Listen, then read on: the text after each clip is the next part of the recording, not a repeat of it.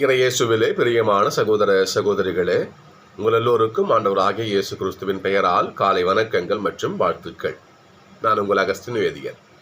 இன்று மார்ச் மாதம் 24ஆம் தேதி 2025ஆம் ஆண்டு. ஆண்டவரின் மடியில் 5 நிமிடங்கள். இஸ்ரேல் மக்கள்னு சொன்னால் இஸ்ரேல் மக்களுக்கு மேல் தட்டு வர்க்கம்னு சொல்லலாம். மேல்தட்டு வர்க்கம், பரிசேயர், சதுசேயர், இல்லையா, தலைமை குருக்கள், மர்ம அறிஞர்கள், இதே போல் மேலே இருக்காங்க பாருங்க.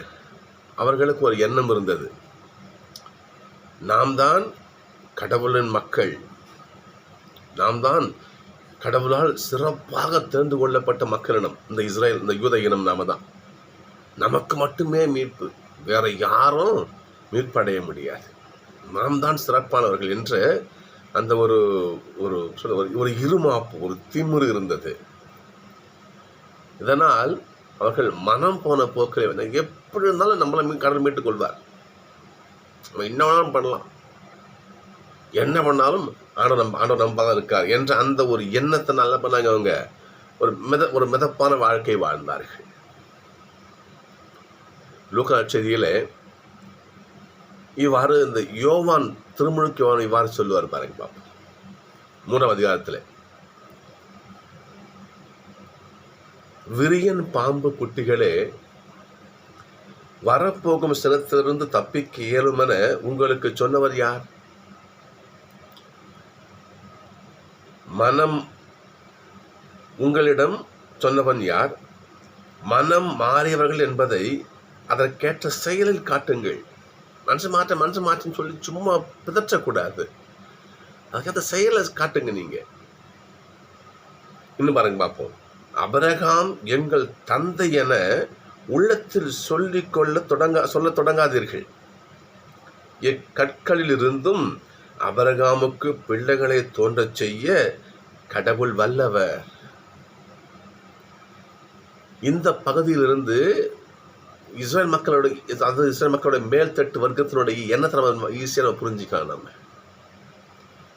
தாங்கள் அபிரகாமின் மக்கள், யாக்கோவின் மக்கள், மோசேயின், அப்ப நமக்கு தான் மீட்பு, நம்மளை விட்ட வேற யாரு? புரியுதுங்களா? இந்த நிலையிலே வாழ்ந்தவர்கள் என்ன பண்றாங்க, நம்ம என்ன பண்ணிக்கலாம், நமக்கு மீட்பு ஒன்று ஒரு இரும்பார்ந்து இருந்தாங்க. இந்த எண்ணத்தை தான் இன்றைய நற்செய்தியிலே ஏசப்பன சுக்குநூறாக உடைக்கிறார். அபிரகாமின் மக்கள் சிறப்பான இனம்னு சொல்லிட்டு என்ன பண்ணாதீங்க, நீங்க திமிரு கொண்டு தெரியாதீங்க என்றால். ஏசப்பா பண்றாரு, சொந்த ஊருக்கு போறாரு. ஆனால் அங்கே ஏசப்பாவை ஏற்றுக்கொள்ள தயங்குறாங்க பாருங்க. அவங்க யோசேப்பை தச்சம் தானே, இவன் மீட்பருன்னு சொல்றான், கடவுள்னு பிள்ளைன்னு சொல்றான் என்று இயேசுவை ஏற்றுக்கொள்ள தயங்குறாங்க. அங்க சொல்ற பாருங்க பார்ப்போம். சொந்த ஊரிலே இறை வாக்கினருக்கு மதிப்பு கிடையாது, அவர் ஏற்றுக்கொள்ளப்படுவதில்லைன்னு சொல்றாரு பாருங்க. இன்றும் 2 உதாரணம் சொல்றாரு, அற்புதமான உதாரணம். இந்த உதாரணம் தான் அவங்களுக்கு அப்படியே ஒரு சொல்றது, அவங்களுக்கு அப்படியே புத்துது போயிட்டு. என்னன்னு சொன்னா, எலியாவின் காலத்திலே இஸ்ரேல் நாட்டிலே 3 மாதங்கள் என்ன பண்ணது, 3 ஆண்டுகள், மன்னிக்கணும், 3 ஆண்டுகள் பஞ்சம் வருது. கடவுளை தன்னை கொடுக்குறாரு. அப்போ எலியா என்ன பண்றாரு பாருங்க பார்ப்போம். தன்னுடைய புதுமையை, தன்னுடைய கடவுள் கொடுத்த வல்லமையை இஸ்ரேல் மக்கள்கிட்ட அவர் பயன்படுத்தலை. சாரிபாத்துக்கு போயிட்டு அங்க இருக்கிற ஒரு ஏழை புறவின பெண், அவங்க இஸ்ரேல் மக்கள் நீ வாழ்க்கை தெரியுது நமக்கு. இஸ்ரேல் மக்கள் பாகால் கடவுள் பின்னாடி போறாங்க, யாவே ஆண்டவர் மதிக்கிறது கிடையாது.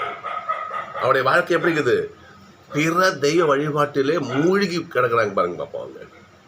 1 அரசர் 18:21 அப்படி வாசித்து தெரியும் உங்களுக்கு, எந்த அளவுக்கு அவங்க பாகால் வழிபாட்டில் மூழ்கி இருந்தாங்க, ஆண்டவர் புறக்கணிச்சாங்கன்னு சொல்லிட்டு. அப்படி இருக்கிற பொழுது எலியா சாரிபாத்துக்கு அந்த கைம்பெண்ணுக்கு அந்த அம்மா போறாங்க, சொல்லி போறிக்கிட்டு, நம்ம வெறுக்கு போறிக்கிட்டு இருக்காங்க. இவர் போயிட்டம்மா எங்கள் அம்மா சொல்லுங்க ஐயா, இவருக்கு ஒரு அப்பா சொட்டு கொண்டு வாப்போ ஐயா. ஆனால் இவர் வாக்கில் அவங்க புரிஞ்சுக்கிறாங்க. ஐயா எங்களுக்கு கொஞ்சம் மாவு இருக்குது, கொஞ்சோண்டு எண்ணெய் இருக்குது, அதுக்கு அப்பா சுடத்தான் அந்த வெறுவு பொறிக்கிட்டு இருக்கிறேன் நான். இந்த அடுத்த வேலைக்கு சாப்பாடு கிடையாது, இந்த வெறுவு பொறிக்கிட்டு போயிட்டு அந்த அப்பா சுட்டு சாப்பிட அடுத்த வேலையில் உங்களுக்கு சாப்பாடு கிடையாது, நாங்கள் செத்து தான் போகணும், நானும் என் பொண்ணு செத்து போகணும் அப்படின்னு சொல்லிட்டு அவங்க சொல்கிறாங்க. நீ போயிட்டு ஃபஸ்ட்டு எனக்கு அப்பா சுட்டு எடுத்துன்னு அப்போ சொல்கிறேன். இந்த அம்மா அந்த வார்த்தைக்கு கேட்கிறார். போகிறாங்க, கொஞ்சோண்டு மாவு கொஞ்சோண்டு எண்ணெய், அந்த மாவு என்ன பண்ணுறாங்க, ஒரு அப்பா சுட்டு வந்து எலியாட்ட கொடுக்குறாங்க. எலியா அதை வயிறார சாப்பிட்றாரு. அன்றிலிருந்து அந்த பஞ்சம் முடிகின்ற வரை அந்த மாவு பாத்திரத்திலும் அந்த எண்ணெய் களையத்திலும் மாவும் எண்ணெயும் தீரவே இல்லை. அவனுடைய ஆசீர்வாதம் எங்கே ஆண்டவர் வார்த்தை கேட்கப்படுகிறதோ அங்கதான் அவருடைய ஆசீர்வாதம் இருக்கும். எங்கே ஆண்டவர் ஏற்றுக்கொள்ளப்படுறவரோ அங்கதான் ஆசீர்வாதம் இருக்கும். இதை ஏசப்பங்க சொல்றாரு பாருங்க பார்ப்போம். இன்னொன்னு சொல்றாரு, சிரியா நாட்டு படை தளபதி நாமான், அவன் என்ன பண்றான், தொழுநோயால பாதிக்கப்பட்டிருக்கிறான். அப்போ அவன் என்ன பண்றான், ஒரு அடிமையா கொண்டு ஒரு சிறுமி கிட்ட, ஒரு சிறுமி என்ன பண்றா, அவங்களுடைய மனைவி கிட்ட சொல்றா, அம்மாம்மா ஐயா வந்து இங்கே இஸ்ரேல் நாட்டுக்கு போனார்னா குணமாயிடுவாரு அப்படின்னு. நாமான் இஸ்ரேல் நாட்டுக்கு போறாரு. அங்கே எலியாவை சந்திக்கிறார். அங்கே போயிட்டு எலிசாவை சந்திக்கிறார். எலிசா என்ன பண்ணுறாரு, நீ போயிட்டு என்ன பண்ணு, யோர்தான் ஆற்றுல 7 முறை மூழ்கி 7 முறை மூழ்கி போய் குழி போயிட்டு உனக்கு நோய் நீங்கும்னு சொல்கிறார். உடனே நாமானுக்கு கோபம் வருது. என்ன இவர் ஏதோ தொட்டு குறைப்படுத்துவார், ஏதாச்சும் ஒரு தொடுவார் நம்ம யோசிச்சுட்டு வந்தால் நம்ம இப்போ தண்ணியில் போய் மூழ்குன்றாரு, என்னத்தான் இது சொல்லிட்டு, எங்கள் நாட்டிலே, எங்கள் சிறிய நாட்டிலே அபானா பர்பாருங்கிற மிகப்பெரிய புண்ணிய நதிகள்லாம் ஓடுது, அதை விட யோர்தான் பெருசா என்று ஒரு அவனுடைய எண்ணம். இப்போ கூட இருக்கிறவங்க சொல்கிறாங்க, ஐயா என்ன சொல்லிட்டாரு பெருசா, அவனு போய் முங்கி எழுங்க குணமாகன்னு சொல்லிட்டாரு, செஞ்சு பார்ப்போமே, இதை விட ஏதாவது கடுமையாக சொன்னால் செஞ்சுருப்போம் நம்ம, வாங்க செஞ்சு பார்ப்போம். சரி என்று அவர் போகிறார். யோர்தானிலே மூழ்கி எழுந்திருக்கிறார். நாமனுடைய உடம்பு சிறு பிள்ளை உடம்பு போல பல நோயெல்லாம் தீர்ந்து மாறுகிறது. நாமான் சொல்லுகின்ற வார்த்தை, இஸ்ரவேலை தவிர எந்த நாட்டிலும் கடவுள் இல்லை என உறுதியாக அவருடைய விசுவாசம் பாருங்க. இங்கேதான் ஆண்டு வாசம் செய்கிறார் என்று விசுவாசத்தை வெளிப்படுத்துறாரு. இதெல்லாம் பண்றாரு. இந்த நிகழ்வை ஏசப்பா அங்க சொல்றாரு நற்செய்தியில. இந்த ரெண்டுத்தையும் சொன்ன பிறகு அவங்களுக்கு வருது பாருங்க கோபம். அப்போ நாங்கெல்லாம் மட்டும் உறவின மக்கள் உங்களுக்கு அம்மா வஸ்தியா, எலிசாவும் எலியாவும் அப்படி போய் புதுமை செஞ்சாங்களா, அப்போ நாங்களாம் மட்டமா என்று அவனுக்கு இந்த கோபத்தில் பொங்கி எழுந்து ஏசப்பாவை கொலை செய்ய துணிகிறார்கள். சொல்லுவாங்கள்ல, உள்ளதை சொன்னால் நொல்ல கணக்கு நோப்பாலமானுவாங்க. உண்மையை சொல்கிறாரு. ஏன்னா ஏற்றுக்கொள்ளவில்லை, நீங்கள் அவதிப்படுவது உறுதின்னு சொல்கிறார். எனவே தான் எலிசாவும் எலியாவும் பிற இன மக்களுக்கு விசுவாசம் எங்கே இருந்ததோ அங்கே புதுமை செய்தார்கள். ஆண்டவர் எலிசாவையும் எலியாவையும் பிறவின மக்கள் நலம் பெற கருவியாக பயன்படுத்தினார். ஆனால் யோவான் சொல்வார் பாருங்க, யோவான் 1:11 இவ்வாறு வரும், கடவுள் தம் மக்களை தேடி வந்தார், அவங்க ஏற்றுக்கொள்ளவில்லை. ஆண்டு வந்த ஏற்றுக்கலையே. சின்ன ஒரு கதை ஒரு ஞாபகத்துக்கு வருது. ஒரு நாள் நிறைய மழை பெய்யுது, செம்ம மழை சோன்னு பெய்யுது. அப்போது அவர் அம்மா என்ன பண்ணுறாங்க, தான் பிள்ளைய கூட, எப்பா இங்கே வா, வெளியே போயிட்டு குடத்தை எடுத்து போய் வை, மழை தண்ணி ரொம்ப நமக்கு எதாவது பயன்படும் அப்படின்னு சொல்கிறாங்க. சரிம்மா, புள்ள போகிறான், குடத்தை கொண்டு போயிட்டு நல்லா மழை புத்தகத்தை வைக்கிறான். போயிட்டு ஒரு 1/2 மணி நேரம் ஆகுது. எப்பா போயிட்டு தண்ணி ரொம்பிச்சா பாரு போயின்றான். பையன் போய் பார்க்க, இன்னும் தண்ணி ரொம்பலம்மா. அப்படியா, சரி கொஞ்ச நேரம் ஆகட்டும். நல்ல மழை பெய்யுது, இன்னும் 1/2 மணி நேரம் ஆகுது. அம்மாவுக்கு அப்புறம் எப்போ போய் பாரு போடி பார்ப்போம். திரும்ப பார்க்குறான், தண்ணி ரொம்பலம்மா. என்னடா இது, மழை கொட்டுது, இன்னும் பானை ரொம்பலன்னு சொல்கிறான் என் பையன். சரி இன்னொரு 1/2 மணி நேரம் ஆகுது. இப்போ போய் பாரு பார்ப்போன்றார். திரும்பி போய் பார்க்குறான். அம்மா ஒரு சொட்டு கூட தண்ணி இல்லைம்மா பானையில் அப்படின்றான். என்னடா ஒரு சொட்டு கூட இல்லைன்னு பையன் சொல்கிறானே. அம்மா வந்து பார்க்குறாங்க. பார்த்த அம்மாவுக்கு மிக பெரும் அதிர்ச்சி. பையன் என்ன பண்ணுறான், பானையை கவுத்து வச்சிருக்கிறான். கவுத்து வச்சா ஒரு டிராப் கூட உள்ளே போகுமா? யோசிச்சு பாருங்க சகோதரர்களே. ஆண்டவர் ஆசையை மழை போல பொழிகிறார். அதை ஏற்றுக்கொள்ள நமது மனம் திறந்த பானையா இருக்கணும். சதுசேயரை போல, மரலூர் அறிஞரை போல, சரியா, பரிசேயரை போல மூடிய பானையாக இருந்தால் அவருடைய ஆசை எப்படி அது நேரம் முயற்சி பாருங்க பார்ப்போம். இன்றைய தியானம் இதான் இன்னைக்கு. இந்த தியானம் தான் இன்னைக்கு என்றால், எவன் ஆண்டவரை விசுவசிக்கிறானோ, எவன் கடவுளை ஏற்றுக்கொள்கிறானோ, எவன் ஆண்டவர் கூறியதை செய்கிறானோ, செய்து வாழ்கிறானோ, அங்கேதான் ஆண்டவருடைய அருள் ஆசி செயல்படும். எங்கே ஆண்டவர் ஏற்றுக்கொள்ளப்படலையோ அங்கே ஒன்றுக்கு முதல்வார். இன்றைக்கு திருப்பாடல் வாசிக்கணும். நாம அதுதான் திருப்பாடல் 42. கலைமான் நீரோடைக்காக ஏங்கி தவிப்பது போல என் உள்ளம் ஆண்டவருக்காக ஏங்குது. இந்த திருப்பாடலை எப்படித்தான் உங்களாம் ஒரு எழுதுன உதாரணம் பாருங்க பாப்போம். ஒரு மான் குட்டி ஒரு தண்ணியை நீரோடையை பார்த்தா எப்படி துள்ளி குதிச்சு ஒரு தண்ணி குடிக்கும் ஆகலாம். அதை போல என்னுடைய உள்ள என் ஆண்டவருக்காக இயங்குது. கலைமான் நீரோடையை ஈஸ்டர் மாதம் வரும் பாட்டு வரும் பாருங்க. ஆர்வமாய் நாடுதல் போல் இறைவாய நெஞ்சம் மறவாது உன்னை நானியே ஏங்கியே பாட்டு அர்த்தமான பாடல். கலைமான் நீரோடைக்காக ஏங்கி தவிப்பது போல கடவுளே என் நெஞ்சம் உமக்காக இயங்குகிறது. இவ்வாறு எவன் ஒருவன் ஆண்டவருக்காக இயங்குகிறானோ அங்கதான் ஆசை இருக்கும். சொந்த ஊருக்கு போறாரு, ஏத்துக்கலையே. அடுத்து இன்னைக்கு பழைய அர்த்தம் பாருங்க பார்ப்போம். என் நெஞ்சம் கடவுள் மீது, உயிருள்ள இறைவன் மீது தாகம் கொண்டுள்ளது.